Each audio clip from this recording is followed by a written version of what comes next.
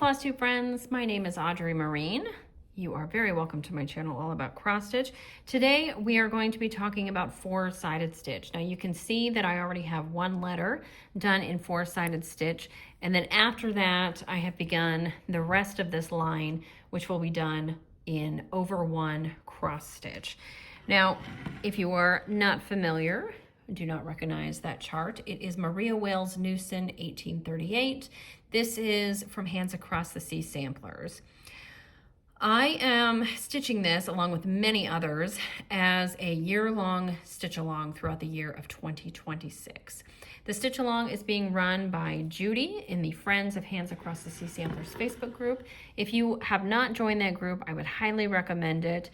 And especially if you are interested in watching the progress or want to join in with the stitch along, it is not too late to do that. I and many others have already completed the January section and are now moving on to February. Now, February consists of this bit right here, these motifs, a bit of the border, and this verse. I am stitching this on 46 count lichen from Tabby Cat Linens, and past experience has told me that I should not try to stitch over one on 46 count with 103s, even though this is what I'm using for the rest of the sampler, all of the cross stitch over two. It is a very thin silk, this 100.3, but it does get a little bit bulky the more stitches you put in over one on 46 count. So I went through my stash, and unfortunately I did not have the Swasserfine equivalent. What I did have was this color. This is 2578. This is a Swasserfine. The 103 equivalent is 578. This is a called for color in, oddly enough, Maria Wales Newson's primer sampler that she did in 1832. So I chose this color, even though it's not a perfect match. You can see that this is brown, this is like a green black. So not a perfect match, but I chose it because, oddly enough, it's a color that Maria chose in a different piece that she stitched. And this color, to me, to my eye, works within the rest of the palette. This large sampler has a lot of Kelly greens, but it also has some teal and very dark forest green, so I thought this would work. It's more important to me at this point to be able to use Swasserfine, a thinner silk, than it is to get the exact right called for color. I could have ordered it, waited for it, but honestly, I just want to get this February assignment done so I can move on to other things and work on older whips, maybe have another new start this month and not have to worry about this assignment. Now, the stitch along, if I don't keep up with it, it's no big deal, but I managed to do January, so I want to see if I can do February and just kind of keep it going as long as I can. So as you can see, I started the last line in the verse.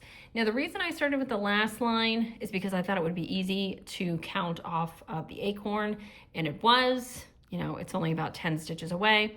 So I counted from the acorn to the start of the final line.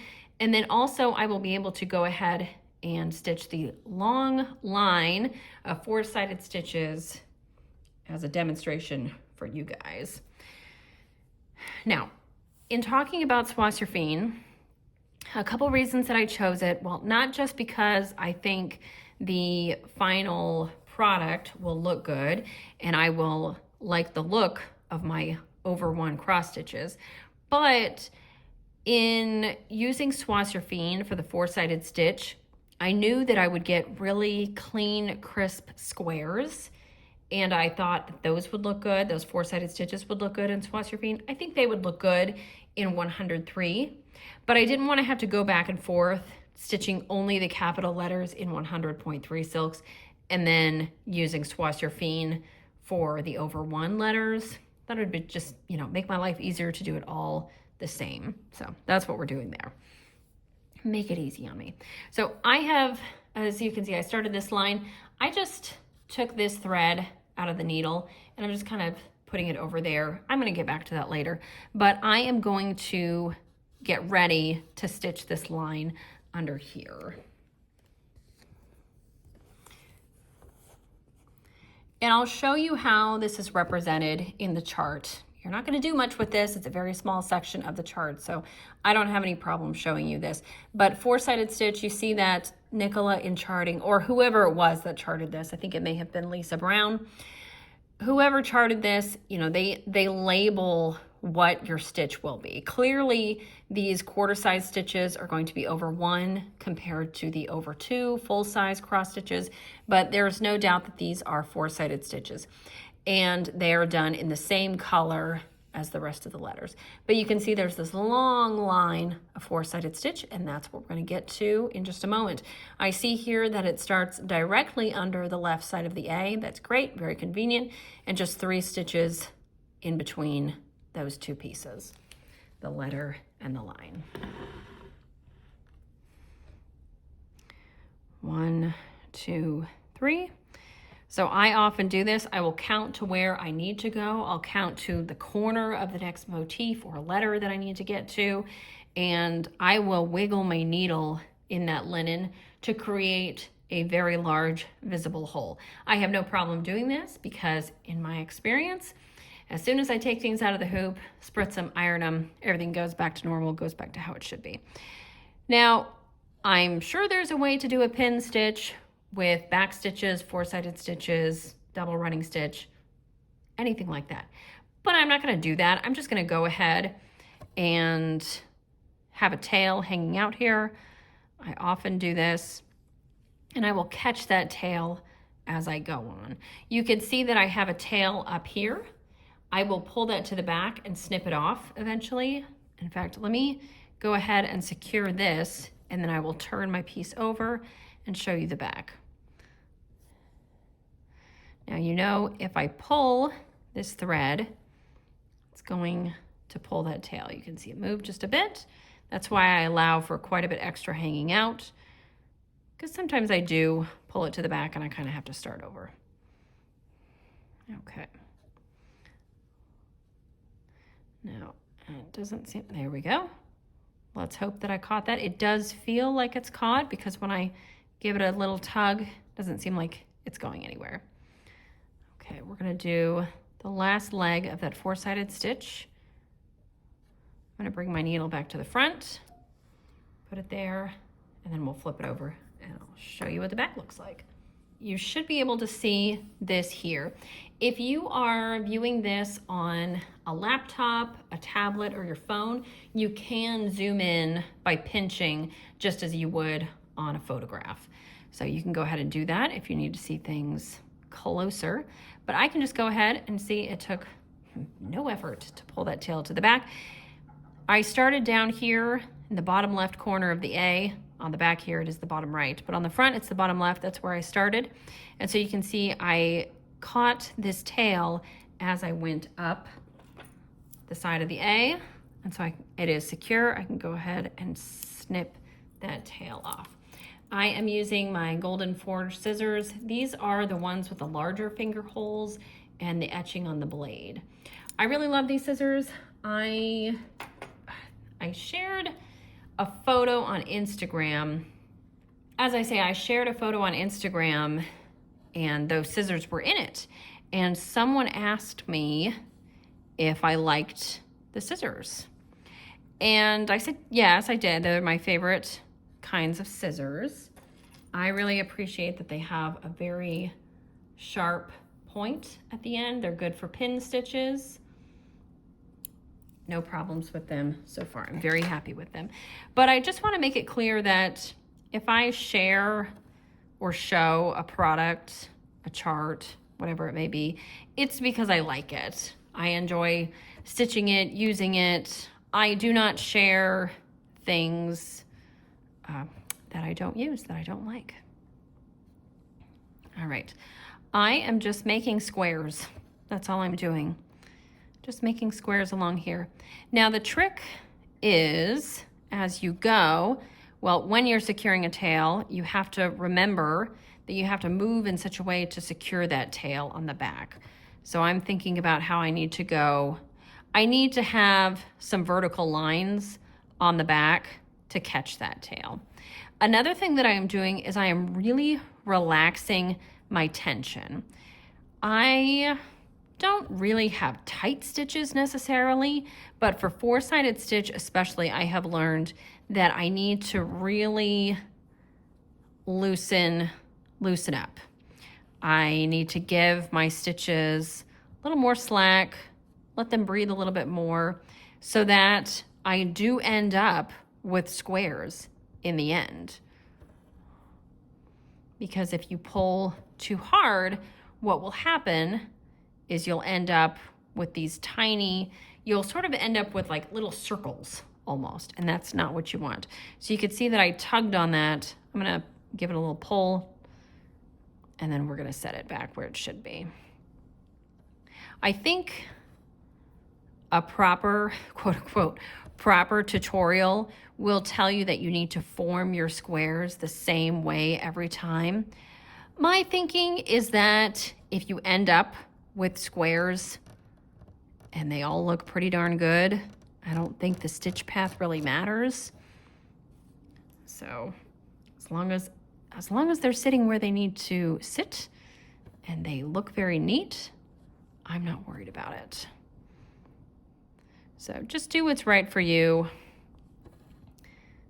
As long as you're happy with the finished product and you're enjoying the experience, I think that's what's most important. Now, in stitching this long line of four-sided stitches, I am not having to think about my stitch path and where I need to go next, because seriously, I am just going to the right. That's it. I'm going in a straight line to the right. At a certain point, I'll have to stop and count and figure out if I've gone too far or not far enough. But right now, all I have to do is make squares in a line. When I was stitching that A, I did have to think about my stitch path. And I did have to think about how my squares would look if I had moved in a different way. I also had to think about possibly getting stuck in areas. Didn't want to do that. Wanted to make sure that I could continue the movement and ultimately end up, I started here and I wanted to make sure I could end here so that I could continue to the N and then the D and so on and so forth. So, but very simple. I have had a couple requests to do a video on four-sided stitch, and I'm happy to do it. I'm glad I'm finally getting around to it, but it's not one that you should be wary of or hesitant to try, because it seriously is just a series of straight stitches. Instead of making crosses, instead of making diagonal lines to form crosses, we are seriously just making horizontal and vertical lines. And the good thing is, if you miscount and you end up a thread off here or there, it will be very noticeable, and you can go back and correct it. No worries on that. But easy, kind of fun to do actually, and gives your piece some interesting texture. And I like how the soie sur fin is looking on this 46 count linen. I do think the 103s would be fine to form these squares on 46 count linen. The 103s, in my opinion, are too thick to make a good looking four-sided stitch on 56 count. I have done that, and the finished stitches, the squares are not distinct. They're not crisp. They kind of just look like little blobs, but that's okay. It was just one line on one very small sampler. It was the Elizabeth Dinsdale primer that is included in the Elizabeth Dinsdale booklet. I stitched both the tiny little primer and the larger sampler. I did both of those last year, and I love them both. The small one I had finished into a tiny little pillow. Sent that off to Faye Rigsby, and she did an excellent job. If you are new to my channel and you are interested in Hands Across the Sea samplers and you want to see a bunch of hats finishes, I will go ahead and link my 2025 hats finish parade for you. In that video, I show 25 hats finishes, as well as another large sampler by another designer that I finished. It was a Cross Stitch Antiques. Very pretty. So I got a lot done last year. Very happy with what I accomplished. This year, I'm hoping by the end of the year to have a finish on Maria Wales Newson here. As long as I can keep up with the first few months, I think I'll be in a good spot, because I was looking at the assignments that Judy made for us, and seriously, January, February, March are beasts.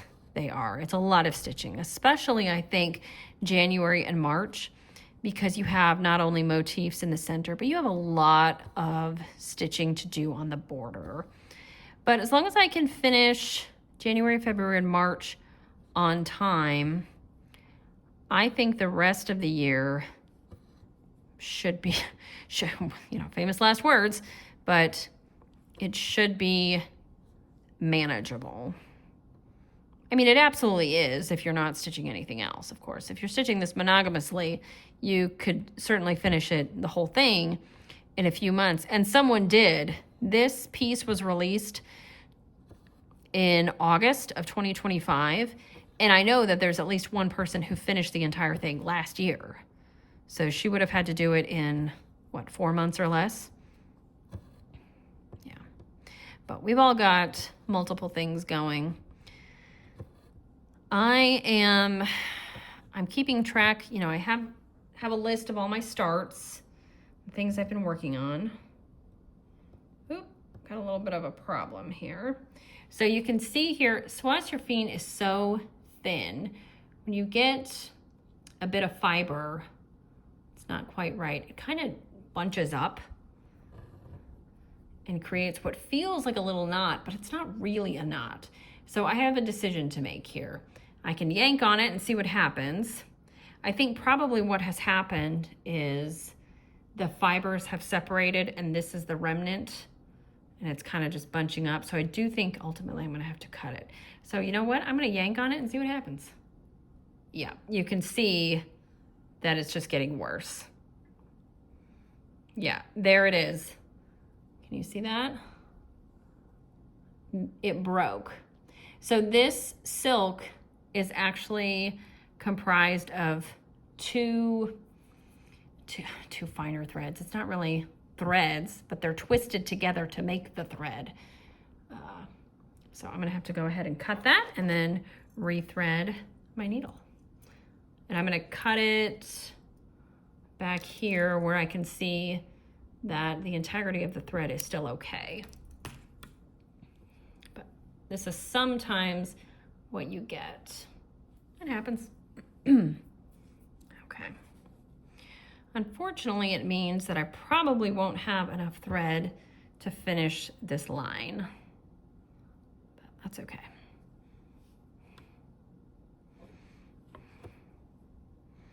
But yeah, so I am keeping track of all the different whips I have worked on throughout the year. I have a list of starts, like everything that I have started but haven't finished. I had that list.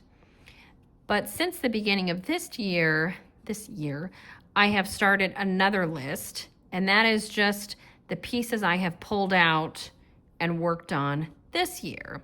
So that list is, of course, much shorter. Maria's on it, and I think maybe 6 other things.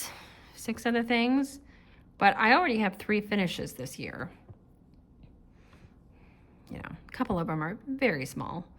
One in particular, I finished in just a couple days.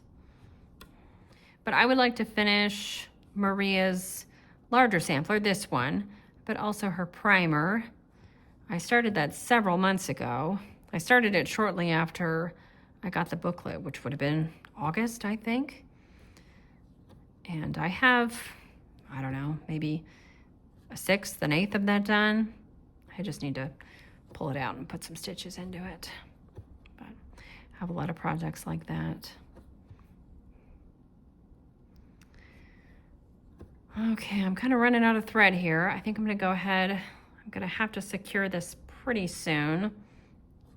Because I know that I will have to use another thread to finish this line anyway, I'm not going to trouble myself to try to get absolutely as many stitches out of this thread as I can.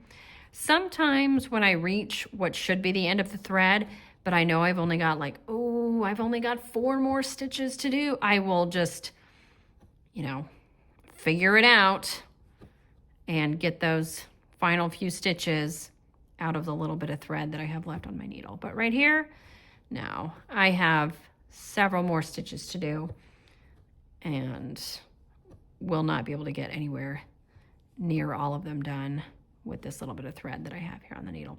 So I'm going to go ahead and finish this square, and then I will secure it on the back. Oh, I guess I'm pretty regular in my stitching. I didn't even realize that. I guess you do just get into a groove, right? And stitch the same way every time. So I made that point of saying you don't have to form your squares all the same way, but look what I did. I clearly did. So very uniform on the front, and that's really the objective, is to get a nice, neat front. I know there are plenty of people who take pride in having neat backs or just very orderly backs. They think about the stitch path and how it will affect how the back looks. I'm less concerned with that, more concerned with, am I going to be able to see this on the front? No, then it doesn't matter. I don't want a lot of long carries, and I don't want any hanging threads, but as long as everything's secure and relatively tidy, I'm happy. All right, well, that is the beginning of that right there. So since I am done with that line for right now, I'm going to go ahead and get another thread, and I will show you how I stitch a letter in 4-sided stitch.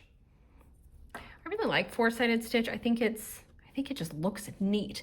If you are interested, I would really recommend Dinah Elizabeth Disney. It is another Hands Across the Sea samplers piece. Came out last year, I think, and it has a lot of 4-sided stitch. I completed it on 56 count Creme Brulee by Tabby Cat, and I used a very bright red Soie Surfine, and it looks awesome. It looks so good. So I need to go ahead and open my chart and figure out where the letter, the beginning letter of the 3rd line is in relation to the A here. So I can show you. Let's see. So here's our A that we already have in, and then we have the beginning of this line. I'm going to start this E. So actually, I was thinking about counting off of the A, but I'm just going to go ahead and count off of the acorn, because that is going to be easier. Just a straight line from this edge. So 1, 2, 3, 4, 5, and that's going to be the bottom corner of the E. So again, here is the side of the acorn, that corner that we're counting from. 1, 2, 3, 4, 5. And again, I'm going to make my big hole there so I know where I want to start. I am going to reference my booklet and make sure, yes, the E and the A do line up on their left sides. Yes, they are on the same line. So I am going to, ultimately, I want to end up over here. The first word of this 3rd line is ever. And I know that I'm going to want to end up near the bottom right of that capital E so that I can easily get to the V, the small letter V. So I'm going to start here, but I'm going to move up in such a way that I can end up back down here. So I will take you on that journey with me. So again, leaving a tail. And also, don't worry about this hole. I know it looks massive, but it disappears. Everything kind of settles, you know? It's like luggage moving in flight. Things may have shifted, and it really does, especially once you take it out of the hoop, give it a spritz, give it a nice hot iron, it's fine. Because actually, I had my hoop around here, and these stitches in this leaf here look a little smushed. That's okay. They'll puff right back up after I iron them. So Okay, so I'm going to start my E. And this bottom left square, this bottom left corner square, I can do the entire square because I will not need to come back to this point. What I will be looking for as I move up on this E, I will be looking for a path to go up, but then also to come back down. So I don't want to complete all of the squares as I go up. I just want to do what I will not revisit, if that makes sense. So I'm moving up.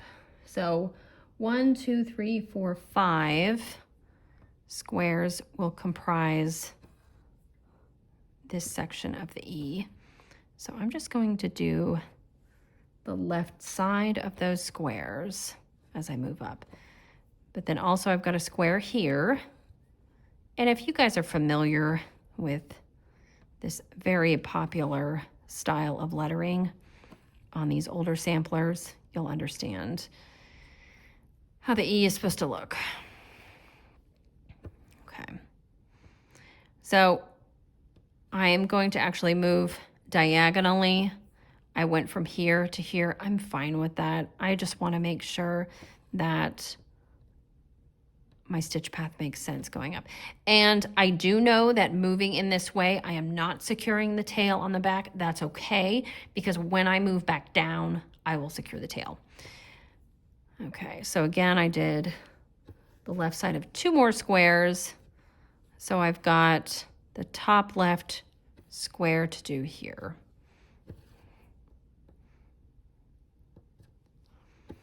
And again, I'm just relaxing my tension. I'm pulling only hard enough to get the stitches to lay flat.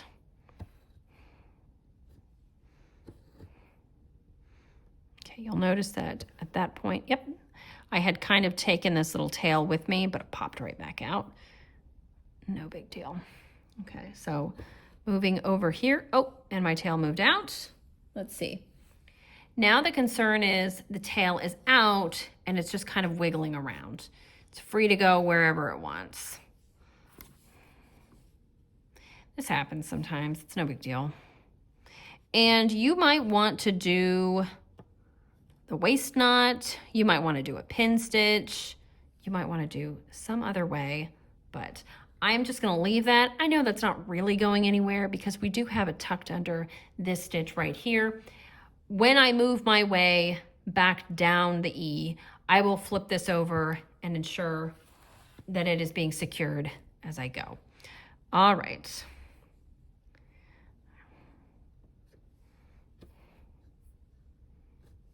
Okay. And then on the top of the E here, I have 3 squares. And again, I'm only doing the tops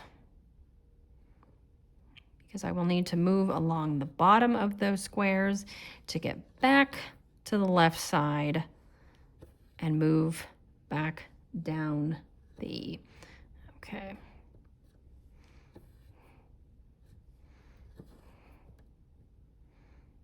And we've got a square here to do. Pretty soon I will be making my way back to the left and you'll see it starting to look, it'll be much more recognizable as an E. Okay.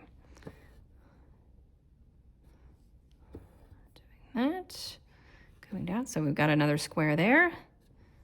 Very easy.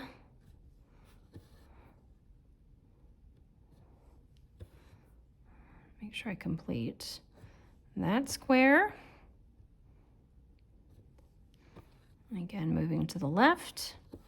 All right, so the top of the E is done. And now I will be able to move downward. Okay, stitching this right here, I'm completing this square.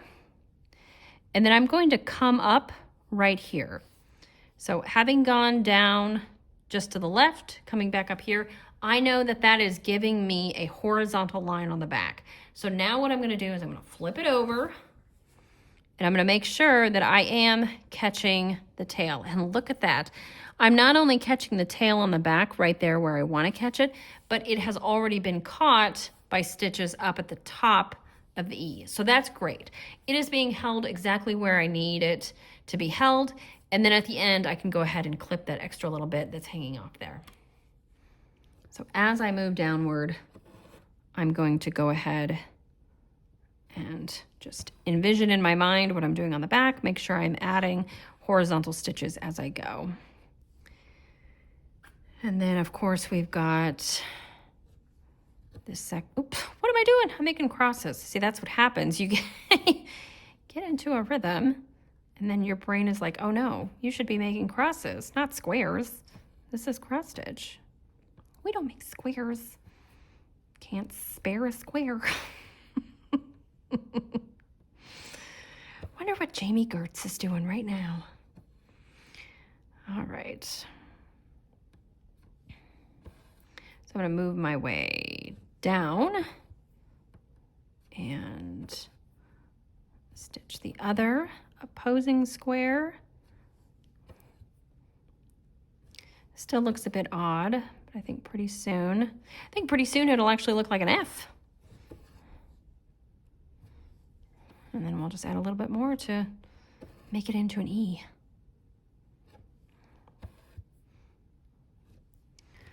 Okay. So, you know, looking up close,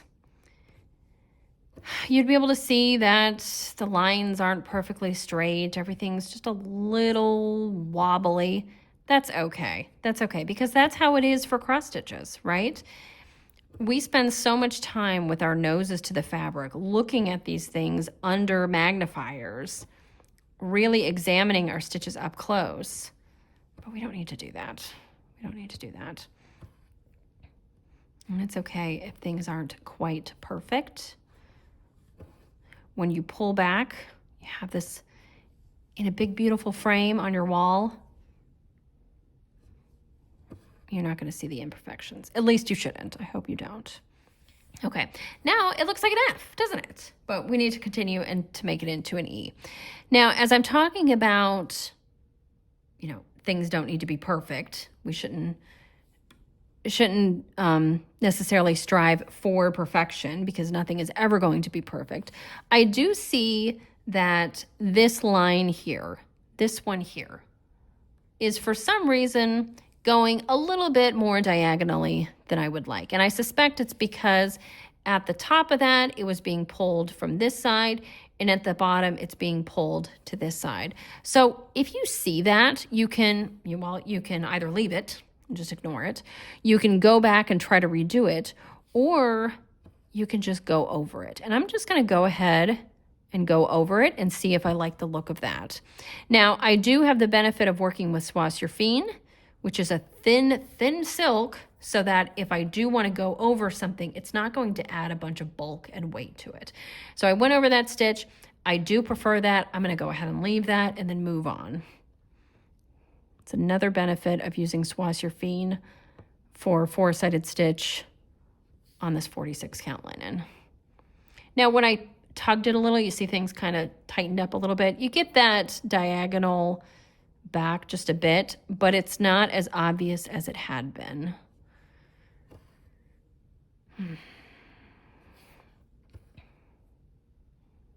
Okay, nearing the end of our E, we only have a couple more squares to complete.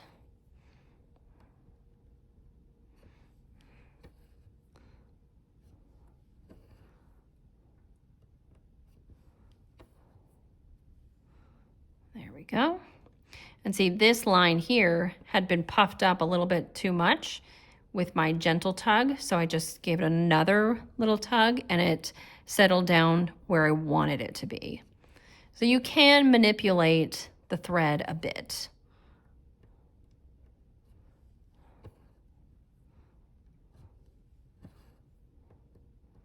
Okay. And I am going to end up exactly where I wanted to, so that it will be very easy for me to move from this capital letter E done in 4-sided stitch to a teeny tiny little V stitched over 1. And let's see, the V starts above that square, starts right here. Now it is hard for me to stitch over 1 on 46 count, being so far away from my fabric. I say so far, I have the phone in between my face and the fabric. So yeah, not easy. All right, but there I've got the first little stitch in for my V, so I can continue that at any time. And if you are interested, I do have a video all about over 1 stitching here on my YouTube channel. I will link that below. I've got other Stitch With Me videos. Some of them are just me stitching and chatting, and some of them are on specific stitches like this. If you have a special request, or if there's anything that you would like me to cover in a future video, please leave that here in a comment. You can also leave any questions you might have here, or find me on Instagram at Stitch Stitch Bead. I'll also leave my email address below. But I do hope this was helpful. I hope those of you stitching Maria Wells Newson with me and the others in the Facebook group are enjoying this. I hope this will be helpful to you moving forward. But again, thank you so much for joining me. Very happy stitching.